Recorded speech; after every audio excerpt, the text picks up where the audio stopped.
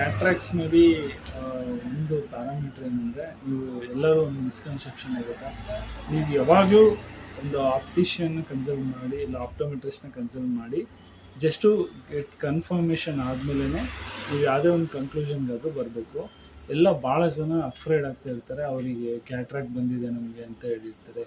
So cataract ಬಂದಿದ್ದರೂ ನಿಮಗೆ ಕ್ಯಾಟ್ರಾಕ್ಟ್ಸಲ್ಲಿ glasses use ಮಾಡಿ ನೀವು ಅದನ್ನು ಜಸ್ಟ್ ಪೋಸ್ಟ್ಪೋನ್ ಮಾಡ್ಬೋದು. ಲೈಕ್ ಅಂದರೆ ನೀವು ಆವಾಗಲೇ ಏನು ಮಾಡಿಸೋ ಅವಶ್ಯಕತೆ ಇರೋದಿಲ್ಲ.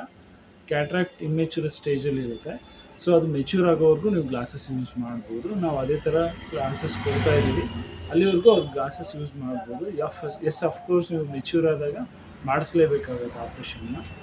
ಸೊ ಅಲ್ಲಿವರೆಗೂ ನಿಮಗೆ ಆ ಗ್ಲಾಸಸ್ಸಲ್ಲಿ ಯಾವಾಗೂ ಕಾಣಿಸ್ದಂಗೆ ಆಗುತ್ತೆ, ಅವಾಗ ನೀವು ಆ ಕ್ಯಾಟ್ರಾಕ್ಟ್ ಆಪ್ರೇಷನ್ನ ಮಾಡಿಸ್ಲೇಬೇಕಾಗುತ್ತೆ.